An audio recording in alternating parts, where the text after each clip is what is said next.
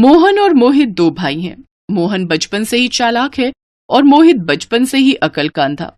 इसीलिए उन दोनों के पिता हरिहर हमेशा चिंता में ही रहते थे, खासकर अपने छोटे बेटे को लेकर। मोहित मोहन से 2 साल छोटा था। मोहन जब 20 साल का हुआ तब हरिहर ने रुक्मणी नाम की एक लड़की से उसकी शादी करवा दी। ये देखकर मोहित भी अपने पिता के पास जाकर जिद करने लगा। पिताजी, मुझे भी शादी करनी है। आपने भैया की शादी करवा दी, मेरी भी करवा दीजिए ना। बेटा, अब तुमसे कौन शादी करेगा? एक काम तो ठीक से नहीं कर पाता। मेरे जाने के बाद क्या खाएगा तू और बीवी को क्या खिलाएगा? वो मैं संभाल लूंगा, आप शादी करवा दीजिए ना। हरिहर 1 मिनट के लिए राजी भी हो गया, लेकिन मोहित ने ये होने नहीं दिया। उसने कहा, पिताजी, आपके बाद इस अकल के अंधे को मुझे ही संभालना होगा। इसे खिलाने पिलाने में मेरे पैसे खर्च होंगे, लेकिन मैं इसकी बीवी को नहीं पाल सकता। लंगर नहीं खोल रखा है मैंने। हे भगवान, मैं क्या करूं? अपने छोटे बेटे को मरने के लिए छोड़ दूं क्या? कुछ तरकीब तो सोचनी ही होगी। हरिहर ने मोहित के लिए एक नया घर बनाने का सोचा। मोहित ने कहा, मैं ज्यादा जगह नहीं छोड़ सकता। घर के पीछे बगीचे में बनाइए नया घर। अब वहां? लेकिन वहां तो कुआं है बेटा। फालतू का कुआं कब से बंद होकर पड़ा है, उसे तोड़कर उसके ऊपर ही घर बनाइए। मैं और जगह नहीं दे सकता। कुछ दिन बाद मेरे बच्चे होंगे, उनके लिए जगह तो चाहिए ना। हरिहर ने बहस नहीं की। हरिहर के पिता जमींदार के घर पर हिसाब किताब लिखने का काम करते थे और उसके बाद से हरिहर के पिता ने इस कुएं को भी बंद कर दिया। तब से यह कुआं ऐसे ही पड़ा हुआ है, उधर कोई जाता भी नहीं है। मोहन ने अपने सगी भाई को सिर्फ उतनी ही जगह दी। हरिहर ने कुआं तोड़कर उस जगह पर एक घर बना दिया। वो घर कम और झोपड़ी ज्यादा थी। उस झोपड़ी में हरिहर मोहित को लेकर रहने लगा। रुक्मणी ने एक वक्त का खाना देना भी बंद कर दिया। हरिहर ने बड़े दुख के साथ मोहित से कहा, अब मोहित बेटा, मुझे लगता है बहुत जल्दी मेरा बुलावा आ जाएगा। तुझे अकेले ही रहना होगा। नहीं पिताजी, ऐसा मत बोलिए ना। आपके बिना मैं कैसे जिंदा रहूंगा? कैसे भी करके रहना पड़ेगा बेटा। मोहन से मेरा भरोसा उठ गया है। अब सब कुछ भगवान भरोसे है। और उसी रात जब हरिहर सोया हुआ था, एक सांप ने उसे काट लिया और नींद में ही हरिहर चल बसा। सुबह मोहित ने ये देखा और रोने लगा। पिताजी, ये क्या हो गया? घर के अंदर सांप कहाँ से घुस आया? पिताजी, नहीं। हरिहर का अंतिम संस्कार किया गया।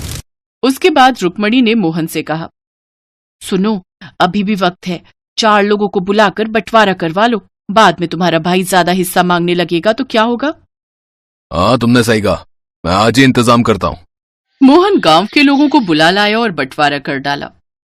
तभी सुन लो, पिताजी ने वो नया घर मोहित को दिया है और ये पुराना घर मुझे दे दिया है। लेकिन भैया, मोहित जो है जिंदगी भर उस छोटी सी झोपड़ी में कैसे रहेगा भाई? क्यों नहीं रह पाएगा? उसकी तो शादी भी नहीं होगी। एक आदमी के लिए वो झोपड़ी काफी है। मोहित को इन सब चीजों से कुछ फर्क नहीं पड़ता था। वो अभी भी अपने पिता के शोक में डूबा था। सबके सामने बंटवारा हो गया और मोहन खुशी खुशी अपनी बीवी को लेकर रहने लगा। दोनों ने मोहित से हाल पूछना भी बंद कर दिया।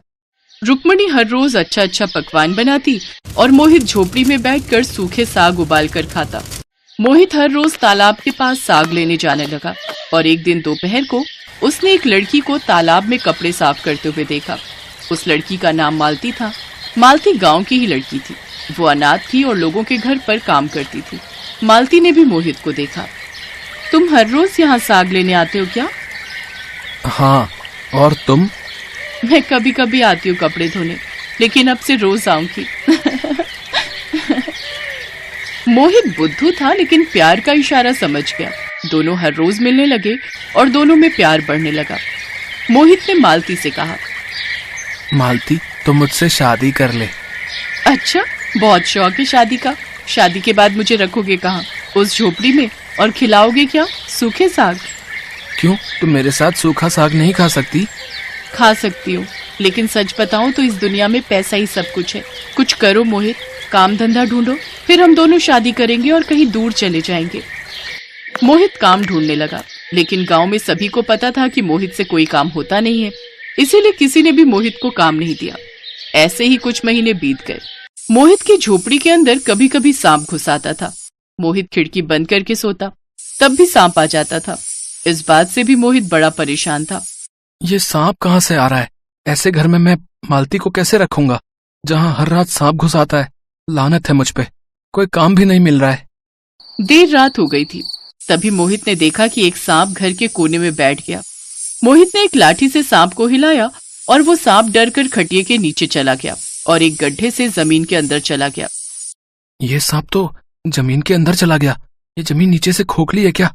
ओह हाँ, यहाँ तो कुआं था। जरा देखो तो, इस सांप को यहाँ से बाहर निकालना ही होगा। मोहित ने उस गड्ढे के अंदर झांका और उसे कुछ चमकीली चीज दिखी। मोहित ने लाठी घुसाई और लाठी में अटक कर जो चीज बाहर आई उसे देखकर मोहित के होश उड़ गए। अरे सोने का हार! ये तो कमाल हो गया। सोना मिला है मुझे। मोहित ने तुरंत खोदना शुरू किया। अंदर से वो सांप निकलकर झोपड़ी के बाहर भाग गया और मोहित को ढेर सारा सोना मिला। सोने से कुआं भरा हुआ था। वो सोना मोहित के हाथ में आ गया। जो हिस्सा मोहन ने मोहित को दिया था उसी हिस्से में करोड़ों का सोना था। मोहित करोड़पति हो गया और मोहन बस देखता रहा। उसने पूरे गांव को बुलाकर बंटवारा किया था, इसीलिए वो उस सोने पर हक नहीं जमा पाया। उसके खुद के बिछाए हुए जाल में ही वो फंस गया। मोहित ने गांव में अस्पताल बनवाया, स्कूल बनवाया और खुद के लिए एक बड़ा सा महल बनवाया। और फिर उसने मालती से शादी की। गांव में मोहित हीरो बन गया और मोहन पर सब लोग थूकने लगे। इसी तरह मालती और बुद्धू मोहित खुशी खुशी जीवन बिताने लगे।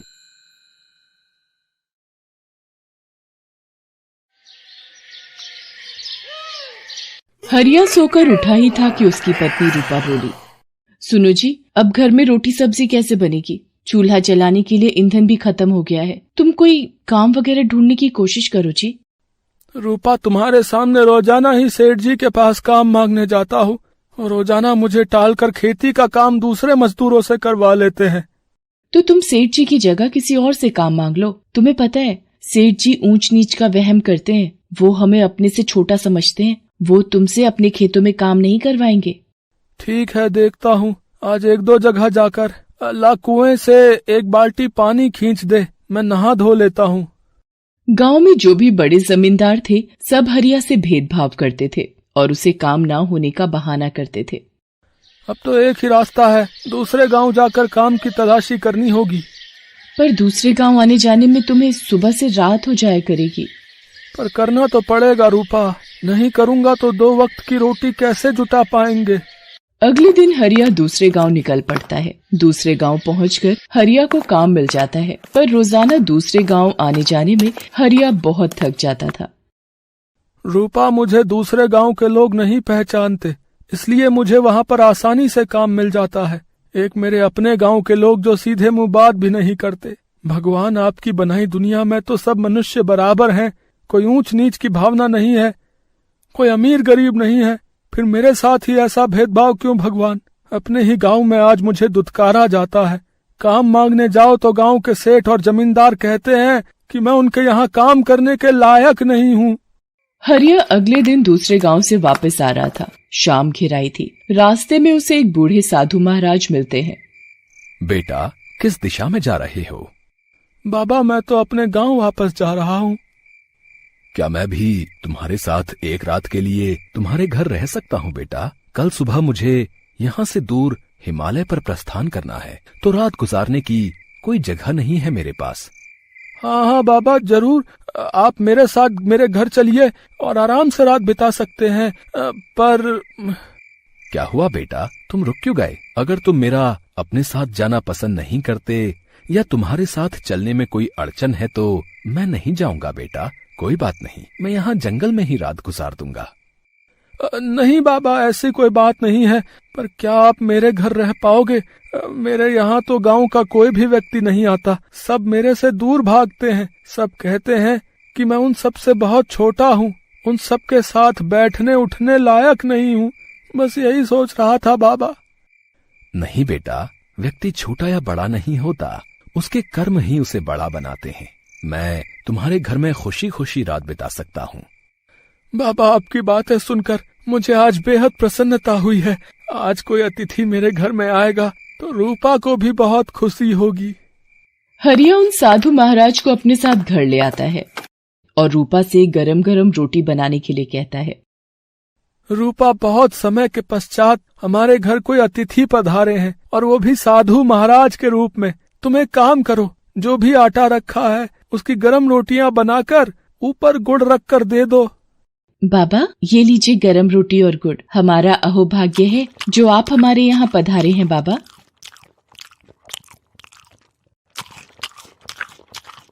भोजन करने के पश्चात साधु महाराज रूपा और हरिया से कहते हैं, तुम दोनों की सेवा पाकर मैं अति प्रसन्न हूँ मेरे बच्चों। अब तुम दोनों भी सो जाओ, मैं भी आराम कर लेता हूँ। तुम मेरी चारपाई यहीं आंगन में कुएं के पास ही बिछा दो। हरिया साधु महाराज के लिए कुएं के पास ही बिस्तर लगा देता है और कुछ समय पश्चात साधु महाराज को नींद आ जाती है। अगली सुबह हरिया और रूपा सो रहे थे। साधु महाराज कुएं के पास जाते हैं और अपने कमंडल में से जल की कुछ बूंदें लेकर कुएं में छिड़क देते हैं। इतनी देर में हरिया और रूपा भी उठकर आ जाते हैं। बेटा, अब मैं प्रस्थान करूंगा। तुम दोनों सदा खुश रहो। मेरा आशीर्वाद सदैव तुम दोनों के साथ है। साधु महाराज वहाँ से प्रस्थान कर जाते हैं और हरिया रोजाना की भांति दूसरे गांव काम के लिए जाने लगता है। अचानक एक दिन, भैया लगता है गांव में सूखा पड़ रहा है। नदी नाले सब सूखते जा रहे हैं। मेरे तो घर के पास के सारे कुएं और तालाब सूख गए हैं। सुदर्शन जी, आपकी तो छोड़ो, हमारे साथ भी यही कहानी है। मेरे अपने घर में भी इतना गहरा कुआं खुदवाया हुआ है, वो भी पूरा सूख चुका है। एक बूंद भी पानी की नहीं है। मुझे तो लगता है कि हमें गांव के चौधरी जी से बात करनी चाहिए। सब लोग गांव के चौधरी के पास जाते हैं, पर वहाँ तो, अजी सुनते हो, घर में चूल्हा कैसे जलेगा, भोजन कैसे बनेगा, पानी की एक बूंद भी नहीं है, सारे मटके और बर्तन खाली पड़े हैं, घर के दोनों कुएं सूख चुके हैं, कहाँ से आएगा पानी पीने का। गांव के इतने बड़े जमींदार हो, तुम्हें पता है गांव में सूखा पड़ चुका है, कुछ तो उपाय सोचो। अब गांव में सूखा पड़ गया है, हम भी क्या करें। जो थोड़ा बहुत पानी था मैंने तुम्हें मंगवा कर दे दिया। अब सारे नौकर चाकर भी दूर गांव से पानी ला ला कर थक गए हैं। कोई भी हमें अपने गांव से पानी नहीं देता है। सबको अपने गांव की चिंता है, इसलिए हर कोई अपने गांव में पानी बचा कर रखना चाहता है कि कहीं वहां भी सूखा ना पड़ जाए। चौधरी साहब, हम सब की भी यही विपदा है कि गांव में पानी कहाँ से आए। पानी की एक बूंद भी गांव में नहीं है चौधरी साहब। सब घरों का बुरा हाल है। गांव के सारे कुएं, तालाब, नदी, नाले सब सूख चुके हैं। कहीं भी पानी की एक बूंद नहीं है। मालिक, कुछ कीजिए चौधरी साहब। गांव में सूखा पड़ जाने से सब लोग बहुत परेशान थे। उधर हरिया और रूपा हैरान थे।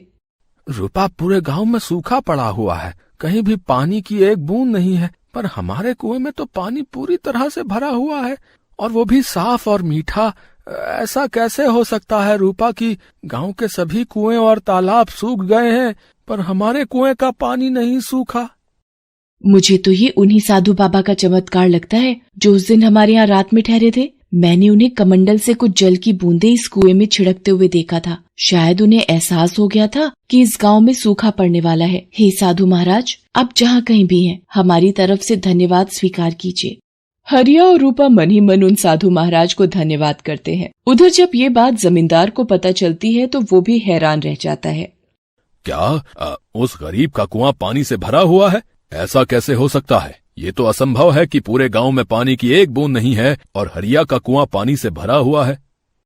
तो आप नौकरों को भेजकर हरिया के कुएं से पानी मंगवा लीजिए, कम से कम बच्चों को पानी तो मिलेगा। बार बार प्यास से बिलख रहे हैं। पर हम हरिया के घर का पानी कैसे पी सकते हैं? वो हमारी बिरादरी का नहीं है। हम ऐसा कैसे कर सकते हैं? हम एक जमींदार होकर एक गरीब के घर का पानी पिएंगे? चौधरी साहब, यदि हम ऊंच नीच देखते रहे तो हम सब बिना पानी के स्वर्ग सिधार जाएंगे। हाँ, हमें मजबूरीवश हरिया के कुएं से पानी लेना ही होगा। अब सिर्फ हरिया ही है जो इस गांव के लोगों को सूखे से मरने से बचा सकता है। चौधरी साहब, बात को मान लीजिए, वक्त की नजाकत को समझिए। इस गांव को बचाने के लिए हमें हरिया की मदद लेनी ही होगी। ठीक है, हम हरिया के घर जाएंगे और पानी की सहायता के लिए मदद मांगेंगे। हम जानते हैं हमने हरिया के साथ बहुत बुरा किया है, इसलिए आज भगवान भी हमारी तरफ नहीं है, वो भी हरिया के साथ है। पूरे गांव में सूखा पड़ा हुआ है, पर सिर्फ हरिया के घर में पानी की कोई कमी नहीं है। ये सब शायद ईश्वर का ही प्रताप है। वो हमें सबक देना चाहते हैं। चलो, सब गांव वाले हरिया के घर चलते हैं। चौधरी साहब गांव वालों के साथ हरिया के घर जाते हैं। चौधरी साहब को अपने घर आया देख हरिया हैरान रह जाता है। चौधरी साहब, आज आप मुझ गरीब के घर पधारे, मुझसे कोई गलती हुई है क्या? चौधरी साहब, जो आपने यहाँ आने का कष्ट किया। हरिया, अब सिर्फ तुम ही हो जो इस गांव को सूखे की चपेट में आने से बचा सकते हो। क्या तुम अपने कुएं का पानी गांव वालों को प्रयोग में लाने की इजाजत दोगे? चौधरी साहब, आप मुझ गरीब के घर का पानी पिएंगे? अपने गांव की सेवा का मुझे मौका मिला है तो मैं भला पीछे कैसे रहूंगा। ये मुझ गरीब का कुआं नहीं, ये पूरे गांव का कुआं है। गांव को बचाने के लिए मेरी जान भी हाजिर है। इस कुएं से पानी भरकर मेरे गांव वालों की प्यास बुझेगी तो मुझे भी बहुत खुशी होगी। आप सभी गांव वालों को बोल दीजिए कि ये पूरे गांव का कुआं है, वो चाहे जितना मर्जी यहाँ से पानी ले सकते हैं। हरिया, हमें माफ कर दो। हमने हमेशा तुम्हें गांव में सबसे छोटा समझा।